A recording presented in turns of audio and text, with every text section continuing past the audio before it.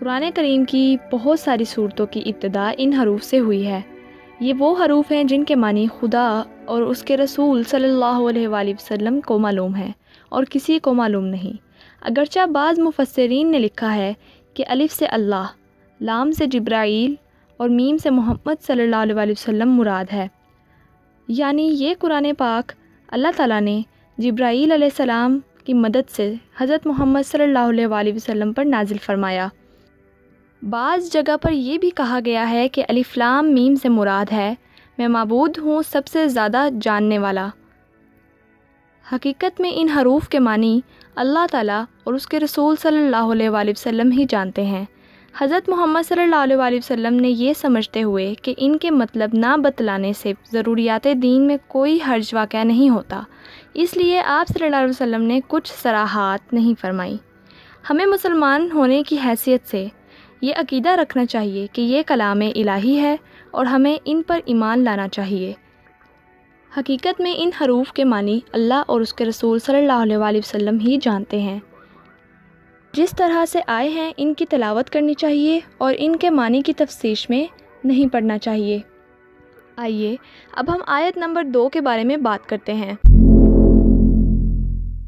لفظی ترجمہ اس آیت کا یہ ہے، یہ کتاب ایسی ہے جس میں کوئی شک نہیں، راہ بتانے والی ہے خدا سے ڈرنے والوں کو۔ کسی زمانے میں یہود اپنی کتابوں کی بشارت اور پیشن گوئی کے مطابق مدینہ اور اس کے قرب و جوار میں آ کر آباد ہو گئے تھے، نبی آخر الزماں کے انتظار میں۔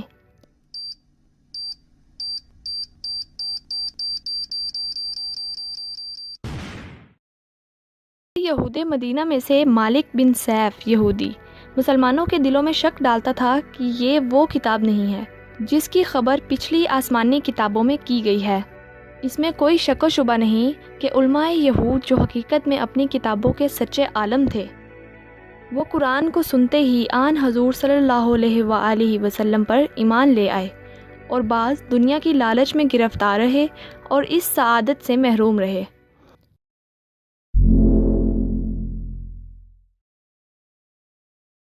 یہ خصوصیات قرآن کریم ہی کی ہے کہ اس کے تمام مضامین عقل سلیم کے مطابق اور سب کے سب یقینی ہیں۔ جو شخص بھی خواہشات نفسانی اور شیطانی خیالات کو ترک کر کے خاص دل کے ساتھ اس کلام میں غور کرے گا اور اس کا مطالعہ کرے گا، وہ ضرور سمجھ لے گا کہ اس کتاب کے حق پر ہونے میں کوئی شک نہیں۔ خود اپنی کم فہمی سے کوئی شک و شبہات یا اعتراضات کرے تو یہ سمجھنے والے کی کم عقلی ہوگی۔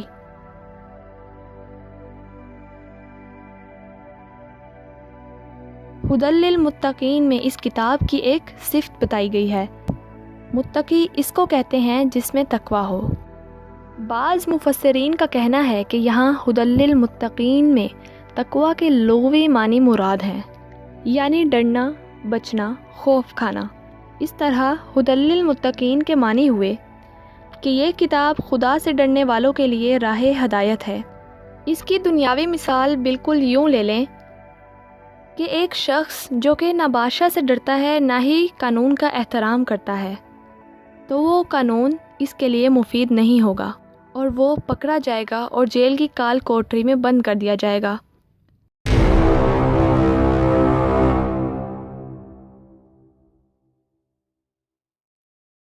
تقوی کے مختلف درجات ہیں۔ پہلا درجہ یہ ہے کہ کفر و شرک سے بچ کر اسلام میں داخل ہوں اور عذاب دائمی سے خود کو بچا لیں۔ حضرت معاذ بن جبل رضی اللہ تعالیٰ عنہ فرماتے ہیں، متقی وہ قوم ہے جو شرک و بت پرستی سے بچتی ہے اور خالق خدا کی ہی عبادت کرتی ہے۔ دوسرا اور درمیانی درجہ یہ ہے کہ ہر قسم کے گناہ سے بچا جائے، وہ صغیرہ ہو یا کبیرہ، ظاہری ہو یا باطنی۔ حضرت عمر رضی اللہ تعالیٰ عنہ نے حضرت ابی بن کعب رضی اللہ تعالیٰ عنہ سے تقوی کے متعلق دریافت کیا تو انہوں نے کہا، کیا آپ کبھی کانٹوں بھرے راستے سے گزرے ہیں؟ تو حضرت عمر رضی اللہ تعالیٰ عنہ نے جواب دیا، جی ہاں میں گزرا ہوں۔ پھر حضرت ابی بن کعب رضی اللہ تعالیٰ عنہ نے دریافت کیا کہ پھر آپ نے کیا کیا؟ حضرت عمر رضی اللہ تعالیٰ عنہ نے جواب دیتے ہوئے کہا میں نے اپنا دامن بچا کر قدم رکھا اور کانٹوں سے بچنے کے لیے اپنی جدوجہد کو خرچ کر ڈالا۔ ابی بن کعب نے فرمایا، یہی تقویٰ ہے کہ جب آپ اللہ کے ڈر سے نافرمانیوں سے بچ کے رہیں۔ تیسرا اور اعلیٰ درجہ یہ ہے کہ اپنے آپ کو برائی سے بچائیں، یا وہ حلال چیزیں جو ہمیں اللہ سے دور لے جا سکتی ہوں ان سے دور رہیں، اور باطن کو ہر اس چیز سے محفوظ رکھا جائے جو آپ کو اللہ کے سوا کسی اور میں مشغول کرے۔ یہ درجہ تقویٰ کا حقیقی اور کامل درجہ ہے۔ اس طرح اس آیت کا مطلب یہ ہوا کہ کتاب الہی کافروں کو توحید کا رستہ دکھاتی ہے اور فاسقوں اور گناہ گاروں کو چھوٹے بڑے گناہوں سے بچنے کی ہدایت کرتی ہے، ساتھ ہی ساتھ صالحین کو اولیاء اور صدیقین کے مرتبے تک پہنچنے کا طریقہ بتاتی ہے۔ تو دوستو، آج ہم نے سورۃ البقرہ کی پہلی 2 آیات کی تفسیر پڑھی۔ اسی کے ساتھ اللہ حافظ وآخر الدعوی ان الحمد للہ رب العالمین۔